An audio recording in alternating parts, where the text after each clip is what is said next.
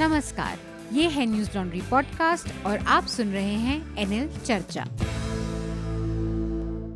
आपका खर्चा आपकी चर्चा, हफ्ता दर हफ्ता न्यूज लॉन्ड्री की एनएल चर्चा में आपका फिर से स्वागत है। मैं शार्दुल और हमारे साथ इस हफ्ते 3 खास मेहमान हैं। पहले मेहमान हमारे साथ हरीश अय्यर हैं, जो इस समय जो अदालत में सेम सेक्स मैरिज पे केस चल रहा है उसमें पिटिशनर भी हैं। इसके साथ वो इक्वल राइट्स एक्टिविस्ट भी हैं। वो कई LGBTQ बच्चों के अब्यूज़ और survivor of child sexual abuse, महिलाओं के इशू पर लगातार एक्टिविज्म करते हैं। तो हरीश, आपका न्यूज़ लॉन्ड्री चर्चा में स्वागत है। हमारे साथ दूसरे मेहमान हैं अभिज्ञान प्रकाश, वरिष्ठ पत्रकार। इस समय वो स्वतंत्र पत्रकारिता करते हैं, सीनियर कंसल्टिंग एडिटर हैं। इससे पहले वो NDTV में लंबी पारी खेल चुके हैं। अभिज्ञान, आपका भी एनएल चर्चा में स्वागत है। और हमारे साथ तीसरे मेहमान हैं हृदेश जोशी, जो अभिज्ञान के साथ काम कर चुके पर आज इतना कहना पर्याप्त है। नहीं, पर हमारे श्रोता उन्हें लगातार चर्चा में सुनते रहते हैं। तो हृदेश, आपका भी चर्चा में स्वागत है। बहुत शुक्रिया। इस हफ्ते हम मुख्य बात जो उच्चतम न्यायालय में केस चल रहा है समलैंगिक विवाह के ऊपर, उस पर करेंगे। पर उससे पहले मैं हफ्ते की सुर्खियां आपको बता देता हूं। सबसे पहली सुर्खी जम्मू कश्मीर से है। कल रात यह खबर आई कि जम्मू कश्मीर के पुंछ में आतंकवादियों ने सेना के एक काफिले पर हमला कर दिया। इस हमले में राष्ट्रीय राइफल्स के 5 जवान मारे गए और 1 जवान घायल है, जिनका फिलहाल इलाज चल रहा है।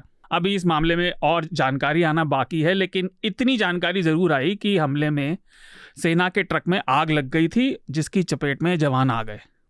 दूसरी सुर्खी, जैसा मैंने बताया, आज हमारा चर्चा का विषय भी है। सुप्रीम कोर्ट में समलैंगिक जोड़ों को शादी करने की कानूनी इजाजत के मामले पर सुनवाई इस समय चल रही है। याचिकाकर्ताओं और विरोध करने वालों की तरफ से दलीलें भी पेश हो रही हैं और कोर्ट ने इस मामले में कई महत्वपूर्ण टिप्पणियां की हैं। इसीलिए हमने ज़रूरी समझा, क्योंकि ये एक ऐसा विषय है जिसके बारे में जितनी बात हमारे समाज में हो उतना अच्छा है, क्योंकि इसके बारे में अभी काफ़ी संकीर्णता और धारणाएं बनी हुई हैं और खुलना लोगों के मन मस्तिष्क में, समाज में इस बारे में और खुलापन आना बाकी है। जैसे कि न्यायालय ने एक अपने कमेंट में कहा कि केंद्र सरकार के पास जो दावे वो कर रही है कि समलैंगिक विवाह केवल अर्बन एलीट, शहरी अभिजात्य वर्ग की एक अवधारणा है, इसको लेकर कोई डेटा मौजूद नहीं है। और इस तरह की कई टिप्पणियां कोर्ट लगातार कर रहा है। हम अब रिकॉर्डिंग आज शुक्रवार को कर रहे हैं, तो मेरे ख्याल से आज भी सुनवाई चल रही होगी। तीसरी सुर्खी फिर से केंद्रीय एजेंसी को लेकर है। CBI ने गैर सरकारी संस्था ऑक्सफैम इंडिया और उसके अधिकारियों के खिलाफ FIR दर्ज की है FCRA के तहत। इस FIR में आरोप लगाया गया कि फॉरेन कंट्रीब्यूशन रेगुलेशन एक्ट का संस्था ने उल्लंघन किया है। बुधवार को ऑक्सफैम के दिल्ली दफ्तर में छापेमारी हुई थी और खबरों के हिसाब से बताया गया कि FIR 10 दिन पहले गृह मंत्रालय के एक रिकमेंडेशन के बाद दर्ज हुई, जो गृह मंत्रालय ने दिया था CBI को कि ऑक्सफैम इंडिया की जांच होनी चाहिए। बुधवार को सुप्रीम कोर्ट ने दिल्ली विश्वविद्यालय के प्रोफेसर GN साई बाबा को माओवादी संगठनों से संबंध रखने के मामले में बरी करने का जो निर्णय अदालत ने दिया था, हाई कोर्ट ने उसे रद्द कर दिया और हाई कोर्ट से इस मामले को दोबारा से ताज़ा रूप में देखने के लिए कहा है। साथ ही सुप्रीम कोर्ट ने यह भी कहा कि हाई कोर्ट इस मामले को 4 महीने में निपटा दे।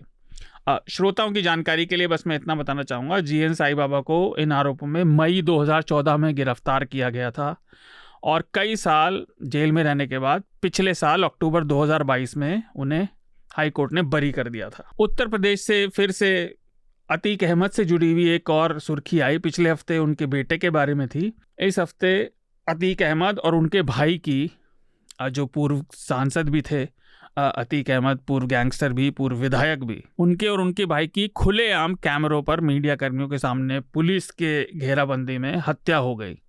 इस हत्या को अंजाम 23 साल से कम के युवकों ने दिया और वो मीडिया कर्मियों के भेष में ही आए थे। यह सब पुलिस की सख्त घेराबंदी में हुआ, मैंने आपको बताया। तो उत्तर प्रदेश की कानून व्यवस्था पर तो सवाल उठ ही रहे हैं, लेकिन मानवाधिकार पैनल ने भी यूपी पुलिस से इस पर 4 हफ्ते में रिपोर्ट मांगी है। कोविड का प्रकोप भी फिर से फैलने लगा है। देश में बीते दिन, यानी गुरुवार को, हम शुक्रवार की सुबह रिकॉर्डिंग कर रहे हैं, कोविड-19 के 12,591 नए मामले आए, जो पिछले 8 महीने का सबसे ज़्यादा 24 घंटे का आंकड़ा है और 40 लोगों ने कल कोविड से जान गंवाई। दिल्ली में भी काफ़ी तेज़ी से फैल रहा है। दिल्ली में पिछले 24 घंटे में 1603 नए मामले आए और पॉजिटिविटी रेट बढ़कर 26.54 हो गया है। दिल्ली में अब अदालतों और कई सरकारी दफ्तरों ने मास्क पहनने की हिदायत दे दी है और लोगों से इकट्ठा होने को मना किया है। मंगलवार को सुप्रीम कोर्ट ने गुजरात सरकार द्वारा जो बिल्किस बानो के सामूहिक बलात्कार और उनके परिवार के 14 लोगों की हत्या के मामले में 11 अभियुक्तों को रिहा किया गया था 15 अगस्त के दिन, उस पर सवाल उठाया। कोर्ट का कहना था कि सरकार ने इस मामले पर ऐसा लगता है ठीक तरह से दिमाग नहीं लगाया और यह सवाल भी उठता है कि ये निर्णय किस आधार पर लिया गया। इसमें रोचक बात यह है कि गुजरात सरकार और केंद्र ने अदालत को फाइलें देने से मना कर दिया है फिलहाल, और फिर अदालत ने उसके जवाब में कहा कि अगर उन्हें फाइलें नहीं दी जाएंगी तो वो निष्कर्षों पर उन्हें खुद ही पहुंचना पड़ेगा। अगली सुर्खी मुंबई से। रविवार को नवी मुंबई के खारघर में एक अवार्ड सेरेमनी का आयोजन हुआ था जिसमें हीट स्ट्रोक से 13 लोगों की मौत हो गई। ये सेरेमनी महाराष्ट्र भूषण अवार्ड के लिए थी और ये दोपहर में आयोजित हुई थी, जिसमें गृह मंत्री अमित शाह भी शामिल हुए थे। शिवसेना प्रमुख उद्धव ठाकरे ने आरोप लगाया कि इस कार्यक्रम की प्लानिंग ठीक से नहीं हुई थी, इसलिए ऐसा हुआ। अच्छा, इंडियन एक्सप्रेस की रिपोर्ट ने कहा कि करीब 300 लोगों ने डिहाइड्रेशन और एग्जॉस्शन की शिकायत की थी। महाराष्ट्र के जो मुख्यमंत्री हैं शिवसेना के ही हैं टेक्निकली, एकनाथ शिंदे ने इस घटना को दुर्भाग्यपूर्ण बताया और मृतकों को, परिवार वालों को उनके 5-5 लाख रुपए देने की घोषणा की। आखिरी सुर्खी पूरे भारत से जुड़ी है, इस पर भी हम हुआ तो टिप्पणी एक जरूर लेंगे अपने मेहमानों से। कल यूएन की एक रिपोर्ट आई कि आखिरकार भारत चीन से किसी चीज़ में आगे निकल गया। भारत ने चीन को जनसंख्या में अब पीछे छोड़ दिया है। अब भारत दुनिया का सबसे ज़्यादा जनसंख्या वाला देश बन गया है, जिसकी आबादी फिलहाल 142.86 लगभग 143 करोड़ हो गई है। हमें एग्जैक्ट इसलिए नहीं पता क्योंकि भारत में सेंसस काफ़ी समय से हुआ नहीं है। राइट। एक बात मैं भी जोड़ना चाहता हूँ और ये कहना चाहता हूँ कि आपने जिस तरह से कहा, और कई बार लोग फिर भी फितरतन हल्के में लेते हैं, हीट स्ट्रोक जो है वो क्लाइमेट चेंज का सबसे कॉन्स्पिक्यूअस जो प्रभाव है, सबसे स्पष्ट प्रभाव है और उसके लिए गाइडलाइंस हैं। तो अगर किसी नेता ने कहा है कि उसकी ठीक से तैयारी नहीं की गई, तो नेता की वजह से नहीं, लेकिन ये एक मॉडस ऑपरेंडी होना चाहिए कि आप जब हीट वेव चल रही हो, और हीट वेव की स्पष्ट डेफिनेशन है, आप वो कोई ग्रे एरिया नहीं है, उसके पैरामीटर्स हैं कि किसे हीट वेव कहते हैं किसे नहीं, IMD के, तो उस हिसाब से तैयारी होनी चाहिए। लेकिन मैं एक हेडलाइन आखिरी जोड़ता हूँ, उसके बाद हम अपने गेस्ट से बात करेंगे। ये कि हिमालय की जो अन्नपूर्णा चोटी है नेपाल में, वहाँ से उतरते समय एक पर्वतारोही दल के अनुराग मल्लू, जो 34 साल के पर्वतारोही हैं, वो एक क्रेविस में, एक दर्रे से में दरार में फंस गए थे, तो उनको जीवित निकाल लिया गया है। उनकी हालत बहुत ख़राब है, लेकिन ये एक बहुत इसे उपलब्धि कहा जाएगा, एक रेस्क्यू ऑपरेशन जो काफ़ी मुश्किलों से भरा हुआ था। इससे पहले बलजीत कौर जो 27 साल की थी, उन्हें पहले निकाला गया था। तो ये एक तो इम्पोर्टेंट है। हिमालय के क्रेविस से निकालना तो अपने आप में एक अचीवमेंट है। तो चलिए हम चर्चा को आगे बढ़ाते हैं। पहला विषय हम जो मैंने बताया, जो उच्चतम न्यायालय में समलैंगिक विवाह को लेकर मामला चल रहा है, उसी पर बात करेंगे। तो हरीश, मैं सबसे पहले आप ही से पूछना चाहूँगा। देखिए, 2018 में धारा 377 को रीड डाउन कर दिया था अदालत ने। धारा 377 जो किसी भी प्रकार के समलैंगिक संबंध को एक अपराध मानती थी, उसको ख़त्म कर दिया। और ये जो मामला चल रहा है, ये उसी की परिणति है कि जब आपको एक दो पुरुषों को या दो महिलाओं को या दो एक ही लिंग के लोगों को साथ में संबंध रखने का हक है, तो फिर उसे कानूनी मान्यता क्यों नहीं मिलती? क्योंकि वही एक तरह से हमारे यहाँ सामाजिक मान्यता भी है। लेकिन मैं आपसे ये जानना चाह रहा था कि मेरा क्वेश्चन जो है वो 2 पार्ट का है। पहला तो ये कि बजाय मेरे कहने के या मेरे उसको भूमिका को बांधने के, आप हमारे श्रोताओं को बताएं कि ये अधिकार ज़रूरी क्यों है। और दूसरा ये कि 377 के रीड डाउन होने के बाद भी, क्योंकि आप इस इशू से रोज़ जूझते हैं, उसको रोज़ देखते भी हैं, क्या समाज में इसके प्रति जागरूकता भी बढ़ी है? तो ये दोनों बातें अगर आप हमारे श्रोताओं को बता सकें। हरीश, पहली चीज तो मैं आपसे ये कहना चाहता हूँ कि समलैंगिक विवाह के बारे में नहीं है, कि मैरिज इक्वालिटी के बारे में है जी। तो कोई भी 2 लोग जो एडल्ट्स हो और वो एक दूसरे के साथ शादी विवाह के बंधन में बंधना चाहते हो जी, तो उनको स्पेशल मैरिजेस एक्ट के तहत जी। उनको हिंदू ये बेसिकली हमारा जब कानून में जब ये चर्चा हो रही थी तो उन्होंने कहा कि कोई भी दो लोग स्पेशल मैरिजेस एक्ट के तहत, हम ये नहीं कह रहे हैं कि पर्सनल लॉज के बारे में बात नहीं कर रहे हैं, हम हिंदू मैरिज एक्ट, मुस्लिम marriage act, Parsi marriage act इसके बारे में बात नहीं कर रहे हैं, हम बात कर रहे हैं स्पेशल मैरिजेस एक्ट के बारे में। और स्पेशल मैरिजेस एक्ट के तहत कोई भी दो लोग जो शादी करना चाहते हो तो उनको उनको ये सुविधा होनी चाहिए, उनको मिलनी चाहिए। और मैं आपको बताऊंगा ये क्यों एकदम अनिवार्य है कि हम इसके बारे में बात करें, चर्चा करें, डिबेट करें। और ये सिर्फ हम आपके हैं कौन हम आपके हैं कौन जैसे शादी करने के लिए हम नहीं कर रहे हैं। लोगों को ये लगता है कि अभी भी शादियां हो रही हैं। मैंने हाल ही में, अगर हम पहले साल की बात कर लें, तो मैंने 3 LGBT शादियां मैंने अटेंड की हैं खुद जी। तो उसमें कोई रोक टोक नहीं है, आप जो करना है आप कर सकते हो, एक फंक्शन कर सकते हो, उसको शादी बुला सकते हो। मगर हम लीगल रिकॉग्निशन की बात कर रहे हैं और ये इसीलिए इम्पोर्टेंट है क्योंकि जब सोचो, अगर ये कोविड का समय जब आया था, हमने कोविड के बारे में भी बात की, तो कोविड का समय जब आया था तो पहले जब कोविड का पहला वेव आया था कोविड का, तब बहुत सारे लोग जो LGBT समुदाय के लोग थे, जो साथ में उनको उनके माँ बाप ने स्वीकारा नहीं था, तो वो बड़े शहरों में आए थे, बंबई में आए थे, दिल्ली में आए थे, और वो अपने पार्टनर के साथ, अपने लवर के साथ में रहते थे। और सडनली कोविड आ गया, उनकी नौकरियां चली गई, तो उनको वर्क फ्रॉम होम हो गया, तो उनको जाना पड़ा वापस अपने घर पे। ऐसे बहुत सारे लोग थे जो एक दूसरे के साथ जुदा हो गए इसकी वजह से। और ऐसे भी केसेस थे जिनके माँ बाप ने स्वीकारा नहीं था उनको, और ऐसे बहुत सारे केसेस थे जहां पे एक पार्टनर को लाइफ सेविंग सपोर्ट में थे और दूसरे पार्टनर को इतनी भी इजाजत नहीं थी ये कहने की कि उनको लाइफ सपोर्ट से निकाल दो, इनको खुशी खुशी मरने दो। मेडिको लीगल राइट्स हम नहीं थे। सिर्फ जीने के बारे में बात नहीं कर रहे हैं, हम इवन मरने के बारे में बात कर रहे हैं यहाँ पे। और वो हक सिर्फ एक लाइफ पार्टनर को होता है जिसको कानूनी तौर पर लाइफ पार्टनर का दर्जा दिया जाता है, which is only through marriage at the moment.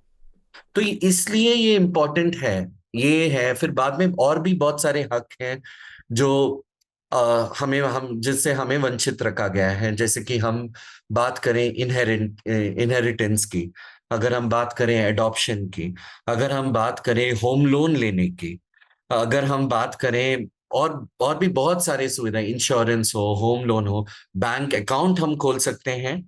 मगर बहुत सारी चीजें जो हैं उसके बारे में, अकाउंट खोल सकते हैं बट उसके बारे में अवेयरनेस है क्या हर किसी के पास?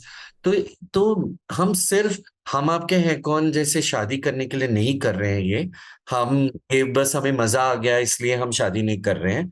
वो तो हम अभी भी कर सकते हैं, अभी भी साथ में रह सकते हैं, मगर अगर हम किसी आपदा में पड़ गए तो हम दोनों पार्टनर्स को कोई हक नहीं होगा एक दूसरे को दूसरे के संपत्ति पर या उनके जान पर, कोई हक नहीं होगा किसी का। जी, आप ये कह रहे हैं कि ये केवल एक शादी या उसके जैसी शादी दिखती है लोगों को उसकी बात नहीं है, ये जीवन के अधिकारों की बात भी है। और बहुत सारे अधिकार केवल आपके जीवन साथी को ही देता है कानून, और उससे अभी सभी समलैंगिक जोड़े वंचित हैं स्पेशल मैरिज एक्ट के। तो ये बात और बताइए कि जो मैंने पूछा था एक बड़ा सवाल इस केस से जुड़ा नहीं लेकिन वैसे इन रिश्तों से जुड़ा, कि 2018 के बाद उसको डिक्रिमिनलाइज तो कर दिया गया, पर क्या आपने लोगों के एटीट्यूड में, लोगों के बर्ताव में बदलाव देखा है? बहुत बदलाव देखा है। बहुत बार ये होता है कि पहल हम हमेशा इस चर्चा में लग जाते हैं कि पहल किसको करनी है, सरकार को करनी है या कानून को करनी है, समाज को करना, किसको पहल करना है, वेयर विल इट स्टार्ट। मगर हमने ये देखा है, जब हमने 377 के मामले में सरकार से हमने कोशिश की, शशि थरूर ने 2 बार बिल्स लॉन्च करने की कोशिश की। शशि थरूर, अगर आप वॉल्यूम को म्यूट ना करें और लाउड वॉल्यूम में अगर आप सुने तो आपको पता चलेगा, शशि थरूर को भी लोग गे बुला रहे थे, उनको भी लोग चिढ़ा रहे थे। ओके, जैसे कि मैं जानवरों की रक्षा करता हूं तो मैं क्या जानवर बन गया, है ना? तो बहुत बार तो उनका भी तिरस्कार किया गया जब वो इस बारे में चर्चा तक नहीं हुई उस बारे में, जब वो बिल ये कर रहे थे। और इसलिए बिकॉज बिकॉज हमारी पार्लियामेंट जो है वो असफल रही, इसलिए हमें कानून के पास जाना पड़ा। और फिर हमारे पास, अगर हम 2009 2001 से चालू था हमारा 377 को लेके हमारा जो पूरा स्ट्रगल था, वहां से चालू हुआ। 2009 में हमें दिल्ली हाई कोर्ट ने पॉजिटिव वर्डिक्ट दिया था, और उन्होंने कॉन्स्टिट्यूशन को कोट किया था, तो सारे देश पर लागू हुआ वो। फिर 2013 को हमसे वो हक छीना गया। और फिर वापस 2018 में 5 मेंबर कॉन्स्टिट्यूशनल बेंच ने, बिकॉज ऑफ कॉन्स्टिट्यूशन की बात आई वहां पे, कॉन्स्टिट्यूशन बेंच ने हमें वापस वो हक दिया। तो हमने ये स्ट्रगल सब देखा है, और हमने देखा है कि हमारे जो लॉ मेकर्स हैं उन्होंने कोई चर्चा ही नहीं की है इस बारे में। और इसीलिए हमें कानून के पास जाना पड़ा और ये बोलना पड़ा कि हम एग्जिस्ट करते हैं, हमारे हक भी इम्पोर्टेंट है। और ये कोई, और शादी जो है ये हेट्रोसेक्सुअल प्रिविलेज नहीं होना चाहिए, ये हर किसी को मिलना चाहिए, हर किसी को इसका हक होना चाहिए, मानव अधिकार है कि हर किसी को मिलना चाहिए। और ये मैरिज इक्वालिटी की बात है, ये सिर्फ समलैंगिक विवाह की बात नहीं है। अगर 2 किन्नर हैं वो शादी कर सकते हैं, आदमी और किन्नर का शादी कर सकते हैं, एक औरत और किन्नर शादी कर सकते हैं। कोई भी 2 लोग अगर वो एडल्ट हैं, अगर वो ये सोच रखते हैं और प्यार कर पाते हैं, जो सेक्शन 377 उनको हक देता है, उनको क्रिमिनल नहीं मानता है। और ये नेचुरल अननेचुरल की डिबेट हम पार कर चुके हैं वहां पे Indian psychiatric association, American psychiatric association, world health organization, सब लोगों ने ये कहा है कि ये वेरिएशन है, ये एबरेशन नहीं है जी, ये वेरिएशन है नेचर का। तो जैसे कुछ लोग लेफ्ट हैंडेड होते हैं, उसी तरीके से कुछ लोग जो हैं वो एलजीबीटी समुदाय के होते हैं, कुछ लोग हेट्रोसेक्सुअल समुदाय के होते हैं। इसमें एक बात आपसे पूछना चाहता था मैं कि जो हमें जानकारी है क्या वो दुरुस्त है कि अभी देश में शायद दुनिया में शायद 3 दर्जन देश हैं, 34 कंट्रीज लगभग हैं, जहां पर सेम सेक्स मैरिज जो है वो लीगल, मैरिज इक्वालिटी सॉरी वो जो है जायज़ है, उसको मान्यता मिली हुई है, लीगल राइट्स मिले हुए हैं। एक जो लोगों के दिमाग में बात है और जो चल रही है चर्चा, क्योंकि अभी हम बात कर रहे हैं तो इसलिए पूछ सकते हैं, चाइल्ड साइकोलॉजी को लेकर लोग सवाल कर रहे हैं कि जब इस तरह की शादियां होंगी और बराबरी का दर्जा मिलेगा तो बच्चे भी लोग अब गोद लेना चाहेंगे, पालेंगे, बड़े करेंगे उन्हें, तो उनके दिमाग में किस तरह की वो पड़ेगी। तो इसके बारे में आप लोगों का क्या तर्क है? पहली चीज तो अभी फिलहाल तो हम बात कर रहे हैं सिर्फ मैरिज इक्वालिटी की। हम बहुत बार ये होता है कि हम बहुत सारे इश्यूज को साथ में लेते हैं और फिर उसमें कोई ना कोई इशू आ जाता है। अभी फिलहाल तो हम मैरिज इक्वालिटी की बात करें, मगर अगर आप चाइल्ड साइकोलॉजी की बात करें तो काफी इंडिया में तो उसका रिसर्च नहीं हुआ है कि बहुत सारे एलजीबीटी पेरेंट्स खुल के बाहर आए नहीं हैं, जो बच्चों को पालते हैं उनको हक नहीं है यहाँ पे पालने का। तो अगर हम अमेरिका की बात करें तो रिसर्च ये बताता है कि बच्चे उतने ही स्ट्रांग या वीक होते हैं जितने कि हेट्रोसेक्सुअल पेरेंट्स उनको संभालते हैं। और बहुत बार ये होता है क्योंकि हमें पता है कि ये पेरेंट्स जो हैं वो अलग हैं, तो वो एक्स्ट्रा केयर लेते हैं एजुकेट करने की। मैं आपको एक छोटी सी बात बताता हूँ, मेरे घर में हुआ था ये। मेरी जो नीस है वो 8 साल की नीस थी, 8 साल की मेरी भतीजी थी। तो वो मेरे पास आई और उसने कहा कि उसके कॉलेज में एक्सटेंडेड फैमिली के बारे में उसको एक ड्राइंग करना था, कार्टून कुछ ड्रॉ करना था, उसे पेंटिंग ड्रॉ करना था। तो उसने एक्सटेंडेड फैमिली के लिए उसने मेरा चित्र बनाया और उसने अपना चित्र बनाया कि मैंने उसका हाथ पकड़ा है और मैंने कभी उससे इसके बारे में बात नहीं की। फिर वो एक रेनबो बलून पकड़ा था उसने, और फिर मेरे हाथ के आगे मैंने एक आदमी का हाथ पकड़ा था और उसने मेरे ऊपर लिखा, उसने उसका नाम लिखा उसके फोटो के ऊपर, उसके पेंटिंग के ऊपर, मेरे पेंटिंग के ऊपर उसने मेरा नाम लिखा, हरीश मामा। और फिर मैंने जिसका हाथ पकड़ा था उसके इधर लिखा बॉय मामी। तो उसके लिए इतना आसान था। ये हम एडल्ट्स जो होते हैं हम कॉम्प्लिकेट करते हैं इश्यूज को जी। उसके लिए बड़ा आसान था ये जानना कि कोई भी दो लोग प्यार कर सकते हैं और फर्क नहीं पड़ता है उनको। और बच्चों की मानसिकता की अगर बात करें, अगर आप सच्ची में देखा जाए तो कितने बच्चे जेंडर डिस्फोरिया जो होता है, जो जी। खुद के जेंडर से ताल्लुकात नहीं रखते हैं, जो जिस सेक्स से पैदा हुए उसके ताल्लुकात नहीं रखते हैं, कितने बच्चे सुसाइड करते हैं, कितने बच्चे हैं जिनके साथ बुलिंग होता है स्कूल्स में, क्योंकि वो थोड़े फेमिनाइन होते हैं या थोड़ी लड़कियां जो है थोड़ी मैस्कुलाइन होती हैं, वो लोग किसी से प्यार करते हैं उसके बारे में बात नहीं कर पाते हैं। इनफैक्ट सुप्रीम कोर्ट ने सेक्शन 377 के वर्डिक्ट के तहत उन्होंने ये बताया था कि इस वर्डिक्ट की का जो फाइनल ये है वर्डिक्ट जो है, एजुकेशन हमें सारे गवर्नमेंट को बोला था कि आपको सबको एजुकेट करना है। अभी तो गवर्नमेंट ही खड़ी हो गई हमारे खिलाफ। जी। गवर्नमेंट को बोला था कि आपको सबको एजुकेट करना है, उनको अवेयर करना है, उन सबको बताना है कि एलजीबीटी समुदाय क्या होता है और ये उनको क्या हक दिए गए हैं, वो भी इंसान है हम सबके जैसे, ये बताना इंपॉर्टेंट है, अवेयरनेस क्रिएट करना इंपॉर्टेंट है, ये गवर्नमेंट को बोला था। और जी। उल्टा तो ये बहुत इंपॉर्टेंट हो जाता है कि डिस्क्रिमिनेशन ना हो, और इसकी वजह से हमें बात करना, इस चीज के बारे में चर्चा करना बहुत इंपॉर्टेंट हो जाता है। Thank you Harish. तो अभिज्ञान, मैं आपसे इस विषय पर ये जानना चाह रहा था, मीडिया में इस मुद्दे को कम से कम मेरा ओपिनियन ये है, अप्रत्याशित रूप से काफ़ी सकारात्मक जगह मिली, क्योंकि आपका मीडिया में इतना लंबा अनुभव है, पर दर्शक के नाते मैं कह सकता हूँ मुझे अंदाज़ा नहीं था कि 5-7 साल पहले इतना सकारात्मक और इतना व्यापक कवरेज मिलता इस केस के मुद्दे को, इस मुद्दे को अपने आप में। तो एक तो उसकी वजह क्या है, और दूसरा ये कि राजनीति का थोड़ा सा, मतलब राजनीतिक सर्कल्स और मीडिया सर्कल्स अधिकतर एक तरह से कल्चर साथ चलते हैं, लेकिन इस मामले में मीडिया वाले काफी प्रोग्रेसिव दिखाई दे रहे हैं। तो आपका क्या मत है कि इसके पीछे क्या कारण है? नहीं, पहली बात, कोई तो विषय पे मीडिया वाले प्रोग्रेसिव दिखाई दे रहे हैं, वरना रिग्रेशन उनका ट्रेडमार्क है। और मुझे तो कहने में कोई हिचकिचाहट ही नहीं होती, तो इसलिए ना मैं कोई टेलीविजन चैनल देखता हूँ खास तौर पे। तो मीडिया तो आदमी जितना उससे ताल्लुक कम रखे उतना ही बेहतर है उसके मानसिक सेहत के लिए।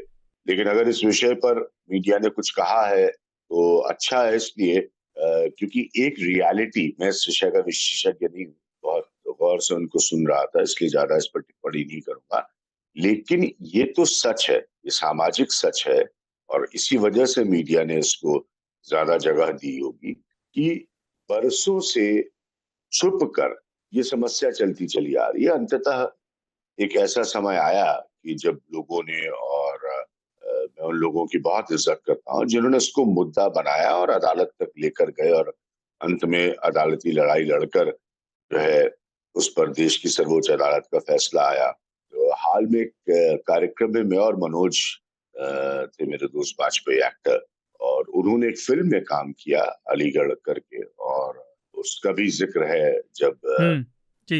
एक बूढ़े व्यक्ति की समस्या को लेकर इसी बात को, तो मीडिया से लेकर सिनेमा तक ये मेरे हिसाब से इसलिए उजागर हुआ क्योंकि असलियत में तो ये बहुत बड़ी समस्या है समाज की, लेकिन जिस तरह का समाज हम हैं, तो हमको इसका मजाक बनाना, इसको ढक के रखना, इसको बड़े नेगेटिव नजरिए से देखना, ये हमें पसंद है। लेकिन ये बदलता कब है? मैं नाम नहीं लूंगा, लेकिन एक छोटा सा उदाहरण दूंगा खाली, जिसमें मैंने कहा मैं विशेषज्ञ नहीं हूं उस विषय का।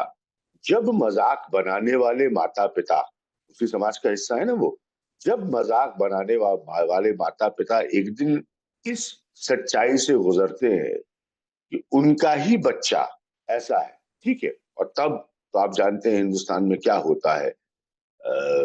जैसे आपने कहा पढ़ा लिखा वर्ग अलग है और गैर पढ़ा लिखा वर्ग अलग है, लेकिन जब उनको ये मसले से डील करना होता है ना, तब एकदम से उनको ये हिट करता है कि कल तक तो उसका मजाक बना रहे थे, आज इसकी सच्चाई ये है कि उनको खुद अपने घर में इस मसले से डील करना और उस संवेदनशीलता से डील करना है कि उनके बेटे या बेटी को तकलीफ नहीं आए। I think that could have been one of the key reasons it got the right positioning in the media, because the problem is very common. There is no doubt about that. हम लोग उसको ढक के रखे हुए हैं, और जितना उसका ढकाव हटेगा, जितनी बहस होगी, उतना बेहतर होगा इसकी। हाँ, वो ढकाव की समस्या बड़ी है। जोरदार बात मैं यहाँ पर कहना चाहता हूँ, जी। क्योंकि बात मीडिया की अभिज्ञानों, मैंने साथ में काम किया है, तो मीडिया पे हम अक्सर बात करते थे।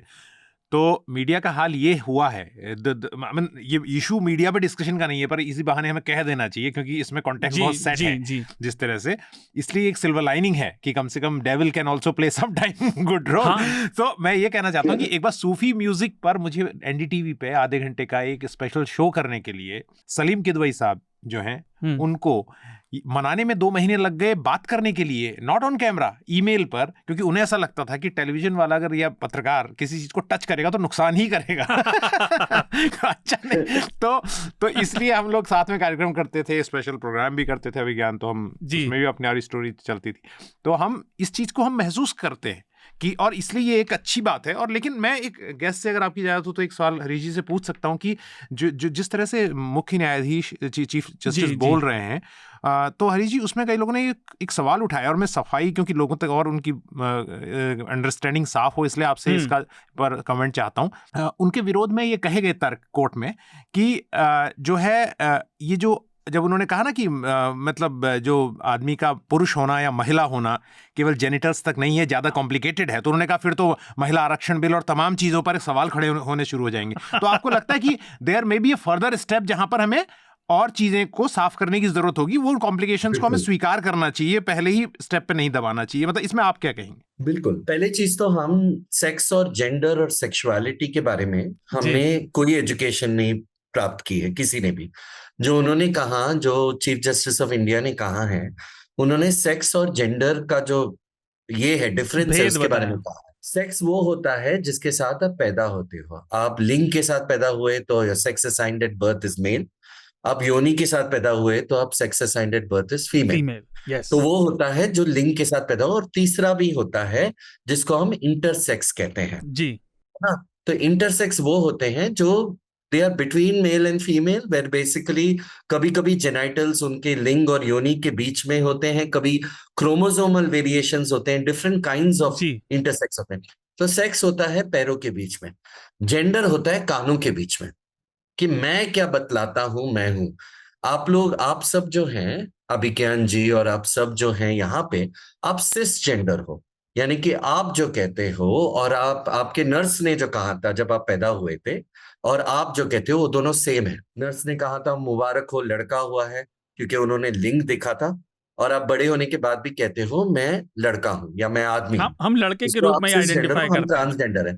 तो इसी चीज के बारे में उन्होंने बोला था कि ये सिर्फ, और हाँ, ये सेम सेक्स, हम लोग जब मैरिज इक्वालिटी की बात करते हैं तो ये इसका प्रभाव बहुत सारे अदर लॉस में भी होगा जी, जहां पे हमें और भी अदर लॉस और इसकी अंडरस्टैंडिंग को और सक्षम हम बना सकते हैं।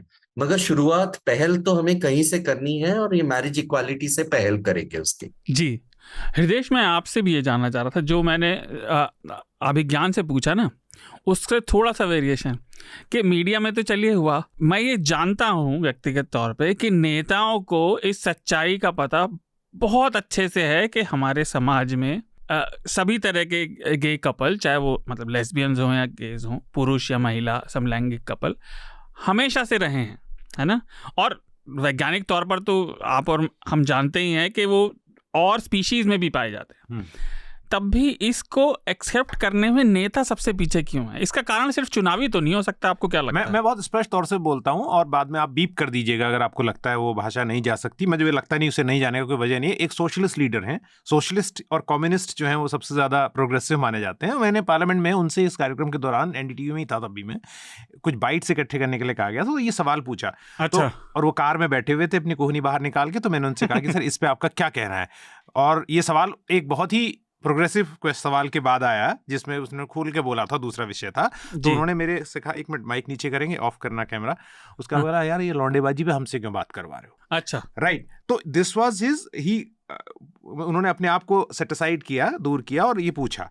और फिर कुछ लोगों ने बोला दाएं बाएं करके, लेकिन आपकी बात ठीक है कि नेता भी जो हैं सच्चाई को हीनता की नजर नहीं, से वो देखना। सच्चाई नहीं, वो इस सच्चाई को मानते हैं कि ये गलत चीज है, उसे हीनता की नजर से सच्चाई को देखते हैं। हीनता की नजर से देखना। और एक बात अगर मैं कहूँ तो बहुत सारे नेता जो हैं और बहुत सारे मीडिया पर्सन जो हैं वो खुद एलजीबीटी समुदाय के हैं, जी, और ये बताना कि मैं इस समुदाय से नहीं हूं, तो अगर वो विरोध करेंगे तो ऑटोमेटिकली हम सबको लगेगा वो इस समुदाय से नहीं है। तो होमोफोबिया जो होता है, जो होमोफोब्स होते हैं वो बहुत सारे होमोसेक्सुअल्स ही होते हैं जी। तो और ये साइंटिफिकली प्रूवन फैक्ट है हाँ। कि ऐसा नहीं है कि वो लोग में से कोई एलजीबीटी से नहीं होगा। बिल्कुल ठीक बात है। तो देखिए हमने अभिज्ञान जी कुछ कहना चाहते हैं? जी जी जी मैं जी, एक 10-20 सेकंड का पॉइंट रखना चाहता हूँ। जी जी बिल्कुल। असली जो तब्दीली, मैं उत्तर प्रदेश का रहने वाला हूँ, अभी जो शब्द हृदेश ने इस्तेमाल किया और बहुत कॉमन है, कुछ गलत जी जी हिसाब से हृदेश ने कहा, दिक्कत जानते हैं कहाँ पर आई? और ये बड़ी पुरानी बातें हैं, मतलब सब हम गांव कस्बों से वाकिफ है, कोई हम शहरी टाइप के लोग नहीं, कम से कम मैं तो नहीं हूँ पूरी तरह से। तो लड़के लड़के वाला कॉन्सेप्ट था, आप समझ रहे हैं, समाज में, और उसका मजाक बनाना। जी। जब ये निकल कर बाहर आने लगा और स्पष्टता आने लगा, सबूतन आने लगा, सबूतों के साथ कि लड़की लड़की भी है जी, तो ज्यादा ये परेशान। पहले तो चाहे आपने मजाक बना दिया, अरे फला लड़के के साथ है, या मतलब जी जी जैसे डेरिवेट आपने सोसाइटी को बनाया है towards the way you look at it. लेकिन जब ये और स्पष्ट हुआ कि ये लड़कियों की भी उतनी ही समस्या है, तब मेरे हिसाब से रिएक्शन ज्यादा बढ़ा। ये मेरा अपना मानना है, I could be totally wrong, जैसे मैंने कहा मैं इसका विशेषज्ञ नहीं हूँ, लेकिन ये सच बात है कि गांव देहात में आप जाइए तो लड़के को आप डिस्मिस कर दे रहे थे, एकदम से लड़की ने जब जाके माँ को बताया कि भाई मैं ऐसा महसूस करती हूँ, तो सोचिए घरों में जरा इमेजिन करके देखिए कि मतलब कोहराम मच गया होगा ना। नहीं तो और एक हम मिनट ऐसे हरीश, देश की बात कर रहे हैं जहाँ पे बहुत बार खुद के कौम से शादी करने की अनुमति नहीं होती। ठीक बात है जी, खुद के अपने समुदाय के बाहर शादी करने की अनुमति नहीं होती, और यहाँ हम बात करें, और औरतों को तो बिल्कुल नहीं होती। आप बिल्कुल सही कह रहे हैं। नहीं तो अब औरतों को तो और भी मुश्किल होता है, उससे तो पूछा भी नहीं जाता कि आप शादी कैसे करें, और यहाँ पे औरत बोल रही है नहीं, मुझे तो सोचो मैं हिंदू हूँ, मुस्लिम से नहीं, या मैं गैर जात से नहीं, मैं तो अपने ही जेंडर से शादी करना चाहती हूँ। तो दिक्कतें तो ऑब्वियसली इसके रिएक्शंस तो होते हैं। नहीं, आप लोगों की बात ठीक है। असल में क्या है, वो संकीर्णता पे संकीर्णता चढ़ जाती है, वो मल्टीफोल्ड हो जाती है। मैं व्यक्तिगत तौर पे मैं कहना नहीं चाह रहा, मैं व्यक्तिगत तौर पे इस इशू से और इस तरह के एक्टिविस्ट से 1 दशक से ऊपर से जुड़ा हुआ हूँ, मैं लगातार उनके साथ जुड़ा रहता हूँ। तो ये इशू बहुत ज़्यादा आप देखेंगे प्रोग्रेसिव और पढ़े लिखे लोगों में भी होता है। कि मैं आपको एक एग्जाम्पल देता हूँ, वो भी मैं नाम नहीं बताऊँगा। बहुत ज्यादा, मतलब हमारे समाज में नहीं है, अंतरराष्ट्रीय रूप से जिसे आप बहुत ज्यादा, बहुत ओवर क्वालिफाइड और बहुत अच्छे से मॉडर्न पुरुष और महिला, वो कपल थे और हम लोग साथ बैठे थे, मित्रवत ही हैं वो मेरे, और वो हर चीज में प्रोग्रेसिव हैं। इनफैक्ट वो मुझसे कई ज्यादा प्रोग्रेसिव थे कुछ चीजों में, क्योंकि देखिए जैसे अब अभिज्ञान ने कहा हम तो छोटे शहरों गांव देहात से आते हैं, लेकिन मजाक में हम एक मूवी देख रहे थे, ब्रोकबैक माउंटेन, काफी साल पुरानी बात हो गई, और केवल हमने बात में रख दिया कि कल को तुम्हारी संतान होगी, what if your child is gay. आप विश्वास नहीं करेंगे, उनका रिएक्शन अप्रत्याशित था। तो जो वो होमोफोबिया है ना, वो पढ़ाई नहीं देखता, वो आपका पैसा नहीं देखता, वो आपकी समाज में स्थिति नहीं देखता। ये बहुत अंदर भरी हुई लोगों के अंदर धारणाएं हैं जो बसी हुई हैं। पर चलिए इस विषय पर जब ये केस खत्म होगा, निर्णय आएगा, तो हम इस पर और बात करेंगे। हरीश, मुझे बताया गया था आप केवल इसी विषय के लिए हमारे साथ जुड़ेंगे, तो हमारे साथ जुड़ने के लिए शुक्रिया। लेकिन जाने से पहले कोई भी रिकमेंडेशन, किसी भी तरह की किताब, मूवी, कोई आर्टिकल, कोई लेख, कुछ म्यूजिक आप हमारे श्रोताओं के लिए रिकमेंड करना चाहें तो प्लीज जरूर करें। एक किताब है जो पेरेंट्स के लिए, जो पेरेंट्स जो जूझते हैं उसके लिए, पेरेंट्स के लिए है। एक फिल्म है इवनिंग शैडोज, जो एक माँ की दुविधा, जब माँ को पता चलता है कि बच्चा जो है वो समलैंगिक है और वो शादी करना चाहता है, तो उसके बारे में है। श्रीधर रंगायन का फिल्म है ये, उसका नाम है इवनिंग शैडोज। और एक इंग्लिश बुक है, उसको कहते हैं नाउ दैट यू नो, उसके ऑथर का नाम मुझे नहीं पता। Now that you know, again this is a book for parents. और कोई भी, और मैं हर किसी से ये अनुरोध करना चाहता हूँ कि एक तो मैरिज इक्वालिटी बोले, सेम सेक्स मैरिज ना बोले। जी जी जी। दूसरी बात ये कि सेक्स, जेंडर और सेक्सुअलिटी, इसके बारे में अपने बच्चों को समझाएं, बिकॉज ये सिर्फ शादी के बारे में नहीं है, ये बहुत सारी चीजों के बारे में, क्योंकि हमें समाज को भी इतना स्ट्रांग बनाना है कि वो लोगों को एक्सेप्ट कर पाए। तो ये इम्पोर्टेंट है। ये फिल्म है, ये बुक है, और ये पर्सनल एजुकेशन हम सबको करना है, सेक्स, सेक्सुअलिटी और जेंडर के बारे में। जी जी। अब हम समलैंगिक विवाह नहीं, विवाह का समान अधिकार ही बोलेंगे। आप चिंता मत करिए। Thank you Harish. Thank you so much. Thank you Abhigyan. हाँ, चलिए अगले विषय की तरफ बढ़ते हैं। उससे पहले अब हृदय जी के मुंह पे मुस्कुराहट आ गई है कि अब चलो हम नेताओं पे बात करेंगे, ये आसान काम है। पर उससे पहले मैं एक दो सूचनाएं दे दूं आवश्यक। पहला तो ये कि देखिए, कर्नाटका के चुनाव आ रहे हैं। चुनाव एक ऐसा मौसम है जो हर साल आता है हमारे देश में, तो उसके लिए न्यूज़ लॉन्ड्री ने अपना एनएल सेना प्रोजेक्ट इस समय जारी कर दिया है। उसमें हमारे रिपोर्टर्स, प्रोड्यूसर्स, एडिटर सभी कर्नाटक जाएंगे आपके लिए ग्राउंड से रोचक और जानने लायक स्टोरीज लेकर आएंगे जो कई बार मेन स्ट्रीम मीडिया में जगह नहीं बना पाती। तो मेरे सहकर्मी प्रतीक जा रहे हैं, सुमेधा जा रही हैं, बाद में मनीषा और अतुल भी जाएंगे। तो आप न्यूज़ लॉन्ड्री की चंचल भी जाएंगे जी। हमारे पॉडकास्ट की सर्वा चंचल भी जाएंगी।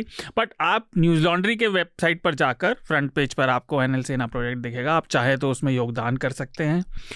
तो योगदान के साथ आपको सब्सक्रिप्शन तो मिलेगा ही, उसके साथ गुडी बैग भी मिलेगा, तो ज़रूर उसमें सब्सक्राइब करें। हमारा अगला विषय है जो मैंने पहले जिक्र किया था, अतीक अहमद की जिस तरह से हत्या हुई, और साथ में अतीक अहमद के पूरे जर्नी में मीडिया का जो बर्ताव रहा, उनकी हत्या के बाद, उनकी हत्या से पहले, लेकिन उनके बेटे की हत्या के बाद, और जिस तरह से मीडिया ने बहुत ही, कम से कम मेरे मत में, व्यक्तिगत मत में, बहुत ही गैर जिम्मेदाराना तरीके से बर्ताव किया। कई बार उसका कई बार मजाक भी उड़ा, जिस तरह से जब गाड़ी जा रही थी तो उसके पीछे पीछे चल रहे थे। लेकिन इसके कई पहलू हैं, तो एक एक करके। पहला तो अभिज्ञान, मैं आपसे ही पहले पूछना चाहूँगा, पुलिस प्रशासन की और पुलिस रिफॉर्म की हम बात बार बार करते रहते हैं, लेकिन इसमें तो कोई शक ही नहीं है कि यहाँ पे पुलिस से भारी चूक हुई।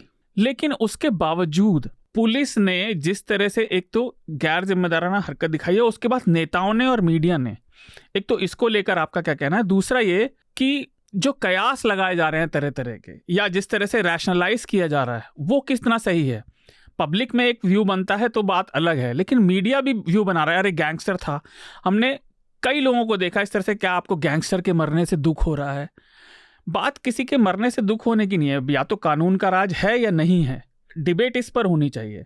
लेकिन मीडिया के बर्ताव और जो पुलिस का बर्ताव था, उसको लेकर पहले आपकी पहली टिप्पणी। नहीं, आपने खुद ही अपने सवाल का जवाब दे दिया। गैर जिम्मेदाराना है पुलिस का बर्ताव, विकास दुबे से लेकर अतीक अहमद तक। मैं आपका सवाल समझ नहीं पाया, आपने बहुत सारी बातें कर दी एक साथ। तो पुलिस का बर्ताव तो गैर जिम्मेदाराना है ही है, और पुलिस जो है, इसीलिए मैंने कितने 100 कार्यक्रम किए थे पुलिस रिफॉर्म पे, और हमेशा ये आर्ग्यू करता था कि क्यों नेता के हाथ की लाठी बनी रहे पुलिस। तो नेता को तो जो स्टेट होता है उसको पुलिस ही तो चाहिए, और क्या चाहिए जी। तो हर एग्जाम्पल में निकल के आता है। अभी तक जितनी भी मैंने अतीक अहमद पर कहानियां देखी है, कवरेज देखी है, जो कुछ भी देखा है, या खुद एबीपी न्यूज में बैठा हूँ प्रोग्राम में कमेंट करने के लिए, तो कोई भी एलिमेंट मुझे नया नहीं नजर आता। ऑटोमेटिक वेपन से तो उसको पॉइंट ब्लैंक रेंज से मारा गया है। मैंने मुंबई का अंडरवर्ल्ड बहुत करीब से देखा है। मेरी किताब it's a best seller now, तो उसमें 2 खास चैप्टर्स हैं कास्ट क्रिमिनलाइजेशन पे। पास्ट के जितने अपराधी हैं उनके बारे में लिखा गया है। तो ये सब बहुत देख चुका हूं, तो इसलिए मुझे कोई हैरत की चीज तो उसमें नहीं नजर आ रही है, सिवाय इसके कि पुलिस की लापरवाही है। और पुलिस की लापरवाही भी कोई पहली बार नहीं हुई है, कितनी लापरवाहियां हो चुकी हैं, कस्टोडियल डेथ्स कितनी हो चुकी हैं। तो ये सब पुरानी बातें हैं।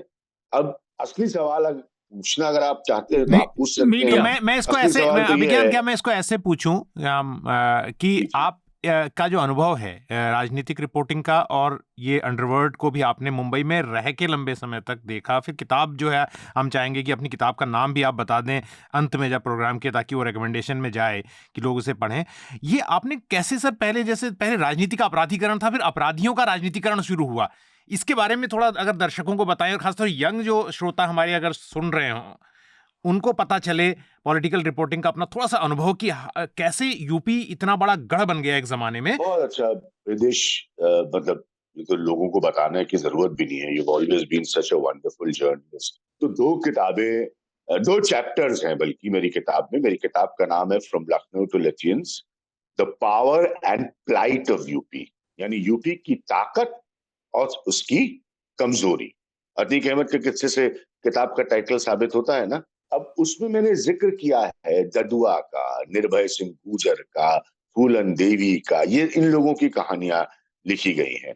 और कास्ट के एंगल से कि ओप्रेस्ड कास्ट थी और इन्होंने कैसे अपर कास्ट को हिट करने के लिए अपने तरीके से अपराध का रास्ता अपनाया। अब इसके सारे आयाम बदलते चले गए और ये बहुत कुछ कहानियां ईस्टर्न यूपी की हैं, स्वाभाविक है। जहां से योगी आदित्यनाथ आते हैं वहां पर कैपिटा एग्री इनकम लोएस्ट है, पॉपुलेशन सबसे ज्यादा है, गरीबी सबसे ज्यादा है, अपराध भी सबसे ज्यादा है। तो उस जगह का 50 साल का इतिहास है, कोई नया नहीं है। वहां पर अपराधी कैसे पैदा होते हैं वो मुख्तार अंसारी से लेकर अतीक अहमद तक की लिस्ट है। तो आपके सवाल का सीधा उत्तर है क्राइम एंड पॉलिटिशियन नेक्सस। जब भी कोई प्रभावशाली अपराधी अपने इलाके का होता है तो वो जिस भी नेता से अलाइन करता है या जिस भी नेता उससे अलाइन करता है उसको चुनाव जितवाता है। और यूपी में तो अखंड कहानियां भरी हुई हैं लोगों के पार्टियां बदलने की, लेकिन अपराधी के साथ वाला अलाइनमेंट नहीं बदलता, वो जितवा देता है चुनाव। तो यही इनकी कहानी है, आप समझे। और ईस्टर्न यूपी तो वो तो बैटल ग्राउंड जिसे कहते हैं, बल्कि बैटल फील्ड कहना चाहिए, बैटल ग्राउंड तो गलत शब्द है। बैटल फील्ड, गोलियों का बैटल फील्ड। वहां पे एमएलए को 70 के दशक में रेलवे स्टेशन पे मारा जाता है, उसका शूट आउट। ये सब कुछ नया नहीं है, मैं टेलीविजन पर भी कह चुका हूं। ये सब कुछ नया नहीं है, सिर्फ ये है। अच्छा, मायावती ने भी पहले बहुत स्ट्रिक्ट एक्शन लिया है माफिया के खिलाफ, ये भी नहीं है कि योगी आदित्यनाथ कुछ नया कर रहे हैं। तो ये लोग हैं। अब बड़ा प्रश्न इसमें क्या निकल कर आता है, जो प्रश्न आपने कहा पूछा ना कि आपके पॉलिटिकल रिपोर्टिंग के तजुर्बे से सबके पीछे कहीं ना कहीं कोई ना कोई पॉलिटिकल पावर के पीछे क्रिमिनल पावर होती है जो उसको स्थानीय तौर पर वो पकड़ देती है। वो पावर जो है वो अपराधी के जाति समीकरण से भी आ सकती है, अपराधी के धर्म समीकरण से भी आ सकती है, इतना खुलकर कह रहा हूं। लेकिन वो पावर पॉलिटिशियन को मिलती है और उस पावर को पॉलिटिशियन एंजॉय करता है। अब एक समय आता है जब वो नेक्सस टूट जाता है या सरकारें बदल जाती हैं तो उसी क्रिमिनल को फिर टारगेट कर दिया जाता है। विकास दुबे अगर लखनऊ पहुंच जाता है तो ऐसी क्या बात बता देता कि वहां की सरकारें हिल जाती, राइट। तो अच्छा, इनके पास सारी इंफॉर्मेशन होती है क्योंकि ऑपरेट किसके लिए करते हैं, ये ऑपरेट तो पॉलिटिशियन के लिए करते हैं। तो ये बहुत पुराना और बहुत गहरा नेक्सस है जिसको अगर तोड़ दिया जाए तो बहुत कमाल की बात होगी। लेकिन अतीक अहमद बाय इटसेल्फ उससे फर्क नहीं पड़ेगा जब तक कि आप आगे जाके फर्दर इस नेक्सस को नहीं तोड़ेंगे, क्योंकि इस नेक्सस का डायरेक्ट बेनिफिशियरी जो होता है ना, जैसे आप पेटीएम ट्रांसफर करते हैं पैसा, तो डायरेक्ट बेनिफिशियरी पॉलिटिशियन है। कम से कम यूपी की बात बता रहा हूं। देखिए ये तो है, मैंने कि कहा था पुलिस की तो है ही, पर मीडिया का जिस तरह से बर्ताव रहा है देश में, अभी आपसे पूछ रहा हूँ, मीडिया पहले भी इस तरह के केसेस को कवर करता था, लेकिन एक जिस तरह का बदहवासी क्रेज जैसा हो गया है, जिस तरह से पीछा करते हैं, उसको लेकर आपको क्या कहना है? क्योंकि मीडिया का बर्ताव किसी भी एनकाउंटर, कोट एनकाउंटर या किसी गैंगस्टर के मारे जाने जो खासतौर से सत्ता पक्ष के खिलाफ है, उसके लिए बहुत बदला है। और मैं उसके लिए जानना चाह रहा था कि ये गैर जिम्मेदाराना, मैं आपको बता रहा हूँ क्योंकि मीडिया में लोग समाज से आते हैं, बर्ताव बहुत बदला है। मीडिया में लोग समाज से आते हैं तो उसमें पहली चीज़ तो ये है, जैसे अभिज्ञान ने कहा ना कि कई ऐसे पत्रकारों ने कार्यक्रम बनाए हैं और हम सब ने पुलिस रिफॉर्म की बात की है, लेकिन अगर आप समाज की बात देखें, समाज में एक जो ब्लड स्पॉट है और जो ये एक बहुत ईजी आर्गुमेंट होता है कि जुडिशरी काम नहीं कर रही है, इसलिए मेरे एक मित्र ने कहा, जो मेरे बहुत करीबी मित्र है और उनसे मेरा लगातार झगड़ा होता है इस आर्गुमेंट्स को लेकर, तो उन्होंने कहा कि ये सेकंड बेस्ट ऑप्शन है कि किसी हार्डन क्रिमिनल को मार देना चाहिए। फर्स्ट बेस्ट ऑप्शन उनके हिसाब से है कि अदालतों से न्याय हो, सेकंड बेस्ट ऑप्शन है। तो मैंने कहा पुलिस के सामने ऐसी कौन सी समस्या है कि वो फर्स्ट बेस्ट ऑप्शन को एक्सरसाइज नहीं करवा सकती। पुलिस अक्सर यही कहती है ना कि उसके सामने समस्या रिसोर्सेज की रहती है, पुलिस वाले कम हैं या उस पर राजनीतिक दबाव है। लेकिन आप एक ही स्पेक्ट्रम में 4 तरह की घटनाएं देख लीजिए, कहां वो फर्स्ट बेस्ट ऑप्शन जो उनके हिसाब से अदालत है उसकी ओर ज्यादा ध्यान देती है और कहां वो सेकंड बेस्ट ऑप्शन को एक्सरसाइज करना। तो उसमें भी वही बात जो विज्ञान कह रहे हैं कि आपकी ताकत जहां से आती है, पॉलिटिकल जहां से बैकिंग आपको होती है, तो वहां तो आप गोली चलाने में या गोली चलवाने में दिक्कत आपको नहीं है। लेकिन जहां आप एक्ट नहीं कर, अरे पुलिस वाले, मैं हमेशा कहता हूं, अपने सामने देख रहा है स्मैक बिकता हुआ और कह रहा है कि पुलिस वालों ने अपने सामने, अब छोटे छोटे मोहल्लों में पुलिस वाले जो हैं वो चेन स्नैचिंग और मोबाइल स्नैचिंग होती है, उन्हें पता होता है कि कौन लोग कर रहे हैं, they give it a blind, वो उसको नहीं देखना चाहते क्योंकि उनका पैसा वहां से भी आता है। मैं क्योंकि पर्यावरण कवर करता हूं, मैं देखता हूं कि गाजियाबाद में या नोएडा में या फरीदाबाद में आप कहीं पर भी चले जाइए, रात के वक्त जो है टायर जलाना जो एक बड़ा अपराध है एनवायरमेंट प्रोटेक्शन एक्ट के अंदर, पुलिस वालों के संरक्षण में होती है ये चीजें। तो यहां पर कहां पर प्रॉब्लम है? तो छोटी छोटी चीजों को जब आप नहीं करते तो कल्मिनेट होती हैं बड़ी चीजों में। तो ये जो राजनीति का अपराधीकरण है, और जैसे पुलिस वालों ने फर्स्ट ऑप्शन और मैं सेकंड ऑप्शन बार बार इसलिए बोल रहा हूं कि जब वो लोग गोली मार रहे थे तो पुलिस वालों ने क्यों नहीं वो ऑप्शन एक्सरसाइज किया? उनके सामने किलिंग हो रही है, उन्होंने रिटेलिएट नहीं किया, रोकने की कोशिश भी नहीं की। तो ये बड़े सवाल खड़े करती है इसी मामले में, नहीं जैसा विज्ञान ने कहा, आज से नहीं, बहुत पहले से। मीडिया की तो मैं बात कर रहा हूं, क्योंकि मैंने कहा मीडिया में लोग समाज से आते हैं, तो पहला तो आर्गुमेंट ये है कि उनको मीडिया में पत्रकारों से आप खुल के बैठिए, उनको लगता है कि इसमें कुछ गलत नहीं है, पुलिस वाला ठोक रहा है तो कुछ गलत नहीं है। लेकिन जब ये समस्या आपके व्हेन इट हिट्स होम, जब ये आपके सामने होता है, जब एक ऐसे व्यक्ति के साथ होता है जो आपके परिवार का है, आपके करीबी है, तब आपको इसकी समस्या। और हम एक ऐसे समाज की स्थिति पैदा कर रहे हैं जहां पर पुलिस वालों को अगर आप इस तरह की खुली छूट देंगे और उन्हें संरक्षित, तो एक पुलिस स्टेट ही बनाएंगे ना, तो उसमें जो मुश्किल होगी लोगों के लिए, वो फिर आपके लिए तब परेशानी आपको नजर आएगी। अभी आपको नजर नहीं आ रही क्योंकि वो आपके साथ नहीं हो रहा है। देखिए ये तो है ही। इससे जुड़ी एक चीज और अभिज्ञान, हाँ आप कुछ कहना चाह रहे हैं, प्लीज बोलिए बोलिए। बहुत अच्छे पॉइंट्स रखे हैं रितेश ने। दो चीजें ऐड करूंगा। मतलब अभी तक ये सब चीजें मेरी समझ में नहीं आई। 26/11 मैंने कवर किया, तो इतनी घटनाएं तो याद, मतलब किताब में ही सबको संक्षिप्त किया है। ये नुमाइश की आदत क्या है? ये आज इंडियन पुलिस सिस्टम को, जब आप एक हार्डन्ड क्रिमिनल को पकड़ते हैं, बहुत सारों को तो आप बिल्कुल ही मतलब कैमरे से दूर रखते हैं, तो आप बार बार मीडिया से सवाल पूछ रहे हैं ना, ये कौन सी परिस्थिति में कहां की सोच से नुमाइश होने लगती? अतीक अहमद के मारे जाने का जिस तरह का शार्प शूटर था, शूटर्स किस लेवल के होते मैं जानता हूं, ऑटोमेटिक वेपन था, प्रिसिशन पॉइंट किलिंग थी, गले के पीछे की नस धड़ से एक शॉट में काम, मतलब तो ये नुमाइश हो क्यों रही थी? उनको देखिए, एक यहां पर मैं मीडिया के लिए बहुत क्रिटिकल हूं, बट कुछ पॉइंट्स तो वैलिड भी है ना, अगर मीडिया के नजरिए से देखें। अब आप नुमाइश कर रहे हैं तो वो क्या करे, कैमरा बंद कर दे? आप नुमाइश करा, मतलब क्यों इतना हार्डन्ड क्रिमिनल आप पकड़ कर लाए हैं? ठीक है, इसका पूरा आपने माहौल तैयार किया, क्रेडिट जितना संभव है आप लीजिए, कोई दिक्कत नहीं है। अपराधी होता है ना, अपराधी की कोई राजनीति होती है ना, अपराधी का कोई धर्म होता है, वो अपराधी होता है, पीरियड। जैसे आतंकवादी होता है। लेकिन ये मेरी आज तक नहीं समझ में आया, और ये इस पर राष्ट्रीय बहस होनी चाहिए, सही बहस। ये नुमाइश कल्चर क्या है? आप किसको शो ऑफ करना चाह रहे हैं? और वो बाकायदा टहलते हुए आगे आ रहा है और बाइट दे रहा है, तो उस समय आप फिर मीडिया से क्या एक्सपेक्ट करेंगे कि वो नहीं कैमरा पीछे खींच ले, माइक पीछे खींच ले और अतीक अहमद का बाइट नहीं ले? तो फिर क्या है, हम क्या संशय लगाएं? ये गेस वर्क है, इसमें कोई एविडेंस नहीं है हमारे पास, तो फिर ये सब ऑर्गेनाइज्ड ही हो गया।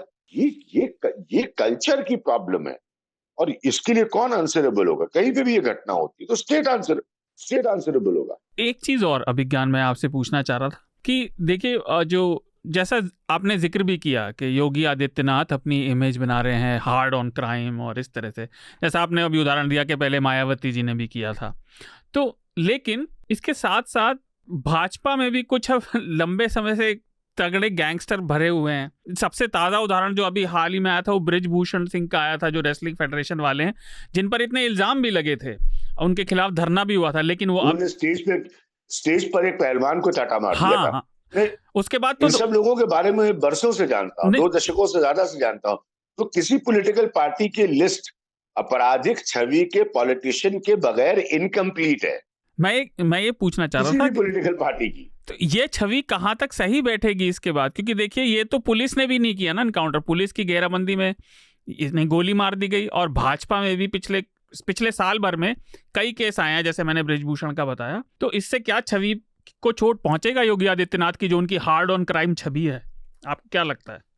वो देखिए उनका कि वो तगड़े तरीके से लॉ एंड ऑर्डर को हासिल कर रहे हैं, अपनी पकड़ उसके ऊपर, मेरा मतलब है कानून व्यवस्था संविधान के दायरे में राज्य का विषय होता है, उस छवि का तो वो फायदा लेंगे, ठीक है, ये उनको मिलेगा, क्योंकि अतीक अहमद और उनकी पृष्ठभूमि, पूरा परिवार जो पूर्वी उत्तर प्रदेश है उसका बड़ा माफिया है, वो कोई आज के नहीं है, ठीक है, 3 बार विधायक और 1 बार सांसद, तो वो पृष्ठभूमि है। पॉइंट जहां पर डिसएडवांटेज क्रिएट हो जाता है, जो बाद में बीजेपी को रियलाइज होगा या किसी पॉलिटिकल पार्टी को रियलाइज होगा, कि मोमेंटरी गेन जरूर होगा आपको, क्योंकि आपने क्राइम को फाइट करते हुए आप दिखाई दे रहे हैं। फिल्म देखते हैं ना, फिल्मों में हीरो होता है, पुलिस होती है और वो माफिया को हिट करता है, तो वो 2.5 घंटे 3 घंटे का आनंद है, लेकिन उसके बाद और माफिया जब सर उठाएंगे तो क्या इतनी ही ताकत के साथ आप उसको डील करेंगे? ऐसा तो नहीं होगा ना यूपी में क्राइम खत्म हो जाएगा, यहां पर फिर आपकी दिक्कत आएगी, क्योंकि ये तो मोमेंटरी लाभ है आपका, इसमें कोई दो राय नहीं, लेकिन जब बाकी घटनाएं सामने आने लगेंगी और भी घटनाएं होंगी, एक इतना बड़ा गैंगस्टर जब मरता है, ये कहने की मुझे जरूरत नहीं है, कोई बड़ी चीज खत्म होती है तो वैक्यूम क्रिएट होता है, उसमें नए ऐड होते हैं, राइट, वो अपराध तो अपराधी होता है, तो जब वो आएंगे और वो सक्रिय होना शुरू होंगे उत्तर प्रदेश में, तब आप कैसे डील करेंगे वो मैं देखना चाहूंगा। ये बात अभिज्ञान ने जो कही वो बिल्कुल ठीक है, क्योंकि चुनाव सर पर हैं, ठीक है, लोकसभा चुनाव होना है और कई राज्यों के चुनाव होने हैं, तो ये और आदित्यनाथ जो है वो मुख्य प्रचारक, स्टार प्रचारक के रूप में तमाम राज्यों में जाएंगे, यूपी में ही नहीं, अलग अलग राज्यों में भी में जाएंगे। लोगों के मुख्यमंत्री जो हार रहे हैं वो उन्हें एक तरह से तारनहार के रूप में बुलाना चाहेंगे, क्योंकि अभी जो मोमेंटरी जो उनको लग रहा है, हाई मिल रहा है, वो वास्तव में अगर आप सोशल मीडिया को रिफ्लेक्शन अगर जरा भी मानते हैं, वहां पर जाइए तो इस तरह की किसी भी ट्वीट में, जिस तरह के ट्वीट में आप लिखें कि कानून का उल्लंघन हो रहा है, पुलिस कानून का उल्लंघन करवा रही है या कर रही है, तो आपको जवाब ये मिलेगा कि मैं बहुत सुरक्षित महसूस कर रहा हूं, मेरा परिवार बड़ा सुरक्षित महसूस कर रहा है, राइट। लेकिन मैं वापस आता हूं और यही सवाल जो हम डिस्कस कर रहे हैं उसमें, पुलिस अपराधियों का अगर इतनी स्थिति बढ़ गई है तो पुलिस उस वक्त क्या कर रही थी? 2-3 बातें हैं उसमें। ये पहला तो पुलिस न केवल नेताओं के आगे नतमस्तक थी, न केवल वो राजनीति के अंदर घुसने के लिए जगह बना रहे थे। बहुत सारे पुलिस वालों ने जो जिन पे इस तरह के आरोप हैं उन्होंने इस्तीफे देकर चुनाव लड़े हैं और जीते हैं। वो कानून तोड़ने की सिर्फ जिक्र करें तो वो अपराधियों से कम नहीं है। तो ऐसी स्थिति है। दूसरा ये कि जब मौका आता है कि आपको इस तरह के कदम उठाने, तब आप क्या कर रहे होते हैं? तो पुलिस कभी ये नहीं सोचती कि जो उसने शपथ ली है, जो उसने संविधान की शपथ ली है, वो शपथ उन्होंने गृहमंत्री के नीचे काम करने की नहीं ली है, संविधान के नीचे काम करने के लिए। तो वो गृहमंत्री या मुख्यमंत्री को भी कह सकते हैं कि मैं गलत काम नहीं कर सकता, लेकिन ये मैं बहुत दूर की बात कह रहा हूं ऐसे अफसरों की। लेकिन ऐसे अफसर हुए हैं, ऐसा भी नहीं है कि नहीं हुए हैं। देखिए, आप और हम हर कितनी बार बात कर चुके हैं पुलिस रिफॉर्म की। मैं आपसे एक चीज और जानना चाह रहा था, लेकिन उस पर सिर्फ टिप्पणी, उसके बाद हम देखिए विषय खत्म करेंगे। अतीक अहमद का तो नहीं, उनके भाई का एक बाइट था मीडिया में कि उन्हें किसी अधिकारी ने बताया कि 2 हफ्ते में तुम्हें किसी बहाने से बाहर ले जाएंगे और तुम्हारा काम हो जाएगा। ये उसने मीडिया में बाइट दिया था, मैंने खुद देखा। इसके बाद उन्होंने सुप्रीम कोर्ट में अपील दी थी। सुप्रीम कोर्ट ने कहा ये बहुत बुरा पिक्चर पेंट करता है हमारे पूरी व्यवस्था पे, लेकिन इसके बावजूद भी कुछ बदलाव नहीं है।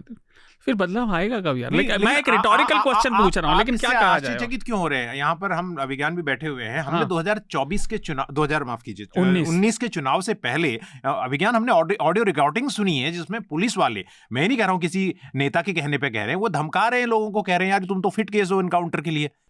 तो इस तरह की बातें पुलिस के, क्योंकि देखिए जिसके हाथ में गन है, रेटोरिकल बन गए। नहीं, मैं इस बात को दर्शकों श्रोताओं की समझ के लिए बता दूं कि कानून जो है, संविधान में पुलिस को या किसी भी सरकारी कर्मचारी को ये प्रोटेक्शन मिलता है कि जब तक कि उसकी रिपोर्टिंग अथॉरिटी ये इजाजत न दे दे, उस पर कोई केस नहीं चल सकता। और ये बहुत ही जरूरी और सही कानून है, इसकी आलोचना हम नहीं कर रहे, क्योंकि माना दंगा हो गया, कोई पुलिस वाला उसे कंट्रोल करना चाहता है, उसे गोली चलानी पड़ी, अगर वो कानून नहीं होगा उसको प्रोटेक्ट करने के लिए, तो दंगे को कंट्रोल कैसे करेगा? तो सही नीयत से बनाया गया कानून था। लेकिन जब सरकारें इस तरह के इंडिकेशन देती हैं कि हम आपको फ्री हैंड दे रहे हैं, तो उसका गलत फायदे भी उठाए जाते हैं। तो जो बात आप कह रहे हैं कि उसको किसी अफसर ने बताया होगा, तो बहुत सारे पुलिस अफसर भी हैं जिन पे अपराधियों के बड़े उनके एहसान होते हैं, तो किसी ने हो सकता है उन्हें कह दिया हो, इसमें हम इसको कंफर्म करने की स्थिति में नहीं है। हाँ। लेकिन हम ये बताने की स्थिति में जरूर हैं कि एक रॉट है, जिसकी बात अभिज्ञान ने भी की, जिसकी बात उन्होंने अपनी किताब में भी लिखी है, जिसके बारे में हम सभी बात कर रहे हैं, तो वो रिफॉर्म की बहुत जरूरत है। और पुलिस वालों को ये जेनेसिस में जब वो आते हैं,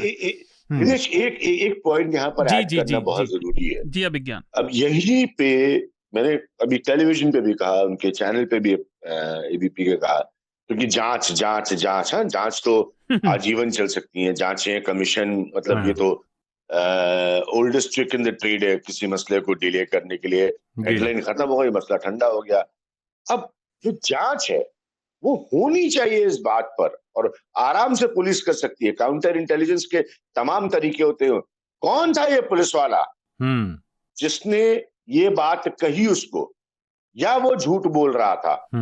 ये जांच का विषय, ये जो भी जांच के पॉइंटर्स बने सरकारी सिस्टम में, कागज में, उसमें ये होना चाहिए कि किस पुलिस वाले ने उसको कहा कि बाहर निकाल के 3 दिन में या इतने समय में तुम्हें मार देंगे, 2 हफ्ते में। हाँ, यही पे तो प्रॉब्लम होती है, वो पता ही नहीं चल पाता ना। अब वो तो मर गया, उसको गोली लग गई, वो मर गया, मर्डर हो गया। तो यही प्रॉब्लम होती है। अब वो पुलिस वाला जिसने बताया भी होगा, जिसके पास जानकारी भी होगी, वो इत्मीनान से बैठा होगा, उसको कोई प्रॉब्लम नहीं। यही पे प्रॉब्लम क्रिएट होती है। तो फिर ये जांच काहे की होगी? किन लोगों की जांच होगी? आज तक 3 आदमी आपने पकड़ के रखे, वो यही नहीं बता पा रहे कि मास्टरमाइंड क्या है जी। और जो बात अभिज्ञान ने कही कि जांचें सरकारें करवाती हैं, एक ही घटना की सरकारें दो सरकारें अलग अलग जांच करवाती हैं। सत्ता में आने के बाद एक सरकार कहती है हम फिर से जांच करेंगे, दोनों के नतीजे बिल्कुल कन्फ्लिक्टिंग होते हैं, अलग अलग। तो फिर क्या मतलब है उस जांच का? चलिए अब देखिए, टाइम टेकिंग का बेस्ट फॉर्मूला है, अपने तजुर्बे से आपको बता सकता हूँ, देश भी बता सकते हैं। 2 काम अगर आपको किसी समस्या को अपनी टेबल से हटाना है, तो एक जांच और एक कमीशन, जांच समिति बिठा दीजिए। ये 2 चीज आप कर दीजिए, उसके बाद फिर तो मतलब आजीवन चल सकता है। चलिए हम आगे बढ़ते हैं। हम इस हफ्ते 2 लेटर आए हैं सब्सक्राइबर्स की ओर से, मैं उन्हें फटाफट पढ़ देता हूँ, फिर हम रिकमेंडेशन लेंगे। तो पहला लेटर नेहा का है, उन्होंने आई थिंक पिछले हफ्ते के लेटर के जवाब में भेजा है। तो नेहा लिखती हैं, I appreciate that you included my letter regarding Rajasthan's right to health. It seemed you think that I disagree with its implementation, which I absolutely don't. Education and healthcare are basic rights, which is the responsibility of any democratic government to provide to all its citizens. My issue was that discussion regarding such an important topic needs nuance. Doctors come in all hues and colors, as do media personnel. Deepak Chaurasia and Atul Chaurasia aren't the same, are they? जी बिल्कुल नहीं. The Rajasthan IMA chief's irresponsible remark shouldn't be held against all doctors. I wasn't suggesting that doctors and IIT IIM graduates should have the same social and moral responsibility. Just that including actual stakeholders would have added value instead of harping on about the perceived inadequacies of doctors in this country. I was just asking for a more informed discussion, hence was playing the devil's advocate by putting across some points which might have been discussed. Thank you Neha. देखिए अतुल का भी ऐसा नहीं था कि वो आपको कह रहे थे कि आप कुछ बहुत गलत बात कह रही हैं, पर कई बार बात जिस भाव में कही जाती है वो भाव ट्रांसलेट नहीं हो पाता। पर आपकी बात सही है, स्टेक पर ये कमी हमारे नियमों में हमेशा रहती है कि वो स्टेक होल्डर्स के इनपुट बिल पास होने के बाद आने लगते हैं। उनसे डिस्कशन पहले होता तो बिल कभी अच्छा होता है, हम कितनी बार देख चुके हैं। पर आपका लेटर लिखने के लिए शुक्रिया। दूसरा लेटर है स्टेफनी का। Hi, I love NL Charcha because it's so different from noisy, hysterical, silly talk shows that are on offer on Indian TV these days. We don't need the noise, just the arguments. अच्छा, तो ये चंचल के लिए है. So why did you suddenly add some background music to the presentation of the issues to be discussed in the latest edition of NL Charcha? The music, which is rather bad in any case, adds nothing, just noise that distracts from what is being said. Please keep the podcast as it used to be, a good, informed, sensible conversation about the news. Thanks in advance. Thank you, Stephanie. आपकी राय देने के लिए शुक्रिया, और हमारे producers और उसको बिल्कुल देखेंगे, इस पर आप चिंता ना करें. थैंक यू जी. अभिज्ञान, आपका रिकमेंडेशन? देखिए, मैं तो सारे टाइम YouTube देखता हूँ. जी जी. और वो भी सिर्फ रोमांटिक वाइट फ्लैनेल क्रिकेट. हाँ, तो ऑस्ट्रेलिया वेस्ट इंडीज के एरा का. तो एक एक वीडियो 100 बार देखता हूँ. तो ना मैं नेटफ्लिक्स देखता हूँ, ना हिंदी फिल्में देखता हूँ जी. एक चीज का रिकमेंडेशन मैं जरूर दे सकता हूँ. और मैं भारतीय शास्त्रीय संगीत का विद्यार्थी हूँ. 18 साल मैंने भारतीय शास्त्रीय संगीत तबला सीखा है जी. और सुबह जो है मेरे घर में बरसों से ये चला आ रहा है कि जो हमारे अलग अलग भजन है और जो बहुत कुछ हमारा जो वैदिक इतिहास है वो बहुत गहरा है. मेरी माँ संस्कृत की बहुत विदुषी महिला थी, उसकी स्कॉलर थी, संस्कृत में प्लेज लिखती जी. तो मैं अलग अलग तरह का संगीत सुनता हूँ. ये जरूर यंगस्टर्स को कहूंगा कि मैं बॉब मार्ले का ओम नमः शिवाय भी सुनता हूँ. मैं एक रशियन सिंगर का की हनुमान चालीसा भी सुनता हूँ. तो ये जरूर उनको कहूंगा कि इसको मॉडर्न, आधुनिक, मजेदार, ट्रांस समझ के ही सुनिए. ये बड़ा अलग किस्म का संगीत है और अब खूब उपलब्ध है. और इसको सुनिए, दिन की बढ़िया शुरुआत होगी, ऊर्जावान शुरुआत होगी. तो नौजवान ये ना सोचें कि भजन सुनना जो है वो जब आप देश की आयु में आ जाए तभी से शुरू करते हैं. भजन सुनना आप जब मेरी आयु में है तभी शुरू कर सकते हैं. एक चीज और विज्ञान, आपकी किताब का कई बार जिक्र आया, अगर आप हमारे श्रोताओं को उसका नाम और प्रकाशक बता सकें. कम से कम वो भी हम ऐड कर देंगे रिकमेंडेशंस में. नहीं, बहुत it has been doing extremely well, god is kind. और बहुत बुक टूर्स अभी बाकी हैं. आपको शुभकामनाएं. मैंने ऑक्सफोर्ड में, ओस्लो और लंदन में ही सिर्फ इसके इवेंट्स किए थे. अब शुरू कर दिया है जयपुर में, इसके 2 इवेंट्स हो चुके हैं. The name of the book is it's published by HarperCollins, and the name of the book is From Lucknow to Lutyens: The Power and Plight of UP. ठीक, मतलब मैंने कहा ना, आतिक अहमद की कहानी पर इसकी टैगलाइन फिट होती है. The Power and Plight of UP.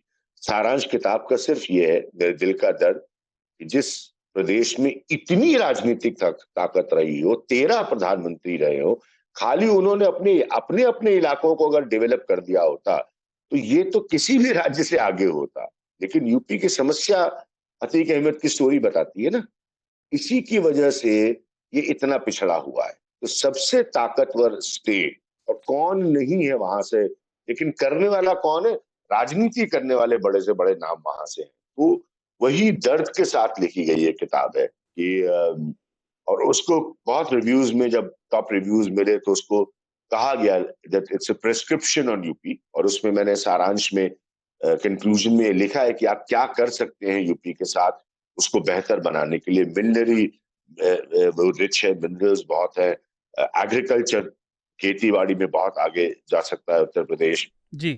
Hill state उससे निकल चुका है. लेकिन साथ में उसमें अलग अलग अध्याय है, राजनीति के भी, अपराध के भी.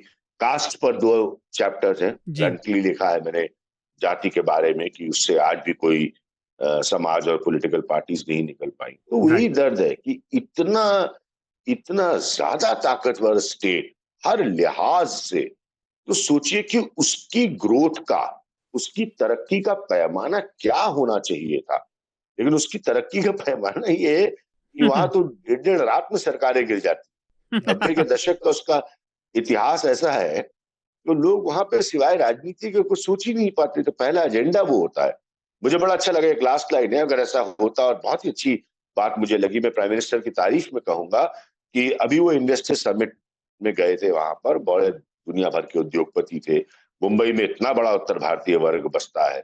उसी मुंबई से ही यही दिनों से मैंने अपनी किताब की शुरुआत की है. तो प्राइम मिनिस्टर ने जब भी बात कही मुझे सच में अच्छी लगी. कोई प्राइम मिनिस्टर कहे कि वो खुद देखेंगे कि उत्तर प्रदेश का विकास कैसे होता, क्योंकि इतना पोटेंशियल है आज भी यूपी में। लेकिन दिक्कत क्या है, यूपी किसी और वजह से खबरों में नहीं आ पाता, बजाय इसके कि अतीक अहमद को पॉइंट ब्लैंक पे गोली मार दी गई।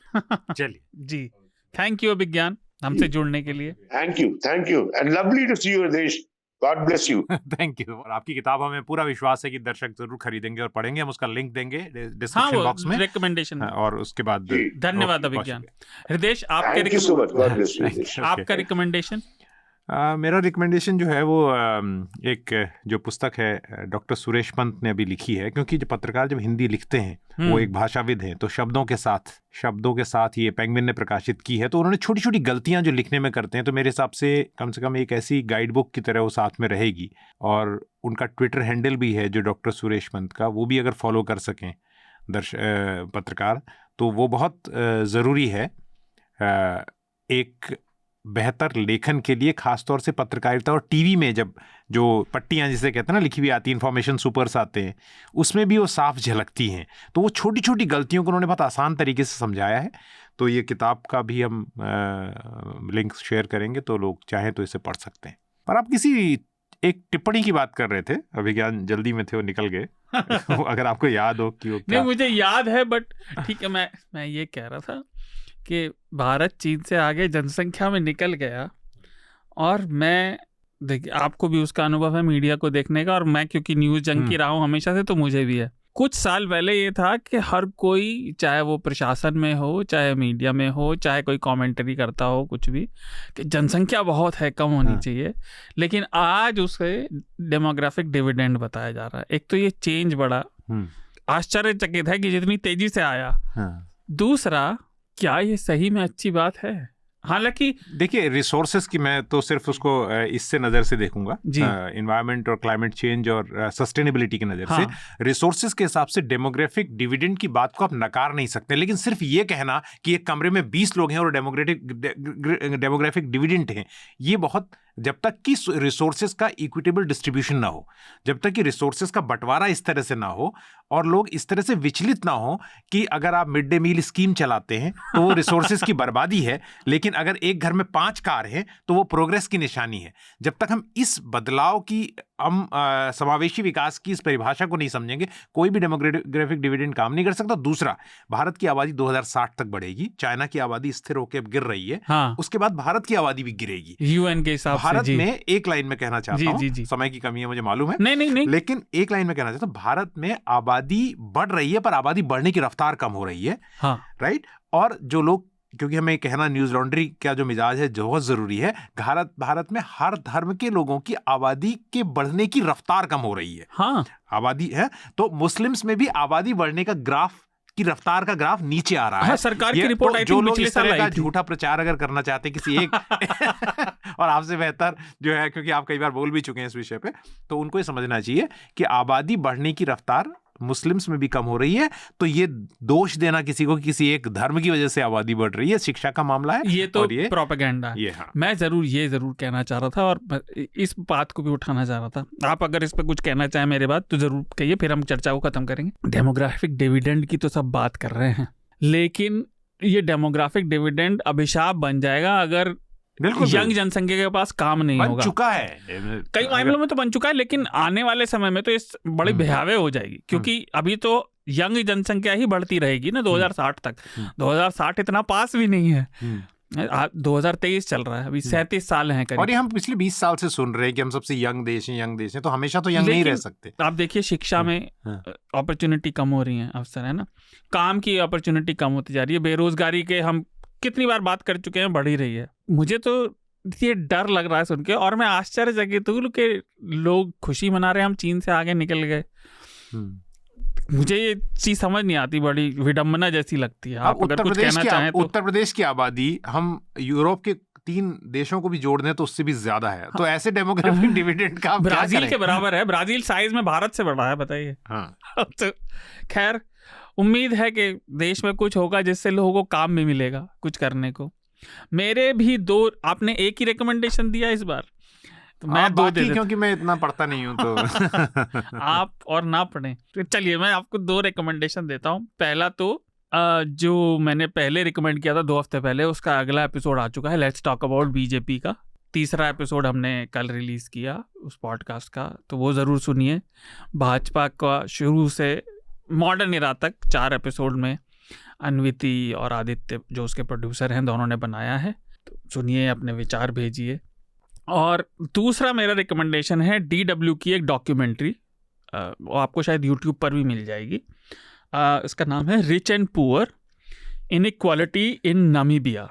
नामीबिया इस समय कई मायनों में दुनिया का सबसे असमान देश है, जहाँ असमानता अगर हमें लगता है भारत, अमेरिका, इन सब देशों में है, तो नामीबिया को देख के आप चौंक जाएंगे। तो ये 40-42 मिनट की डॉक्यूमेंट्री है DW की, और मैंने अब ये पूरी नहीं देखी, लेकिन मैंने आधी देखी थी।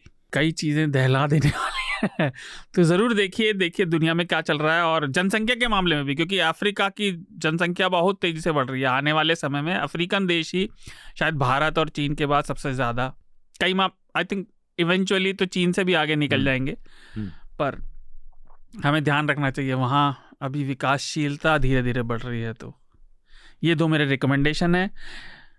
आपकी बात में मैं अंत में कहना चाहता हूँ, प्रोग्राम खत्म करने से पहले, लोगों को ये समझना चाहिए, जब हम डेमोग्राफिक डिविडेंड जैसे शब्द को प्रयोग करते हैं तो उस पर रिसर्च करनी चाहिए। वो डिविडेंड आपके पास था, लेकिन वो सिर्फ उसको बढ़ाते जाने से वो डिविडेंड का कोई मतलब नहीं। भारत का जो टोटल क्षेत्रफल है वो दुनिया के क्षेत्रफल का 2.5% भी नहीं है, और भारत के पास दुनिया की 18% से ज़्यादा आबादी है और बढ़ रही है। तो आप समझ सकते हैं कि रिसोर्सेज पे कितना तगड़ा दबाव है। हाँ, और वो भी कम जगहों पर है, पर ये डिबेट अब फिर रखेंगे क्योंकि समय हो गया है। तो हृदेश, अभिज्ञान, हरीश, आप तीनों का बहुत बहुत धन्यवाद। बहुत बहुत शुक्रिया। न्यूज लॉन्ड्री के सभी पॉडकास्ट टिचर, iTunes और दूसरे पॉडकास्ट प्लेटफॉर्म पे उपलब्ध हैं। खबरों को विज्ञापन के दबाव से आजाद रखें, न्यूज लॉन्ड्री को सब्सक्राइब करें।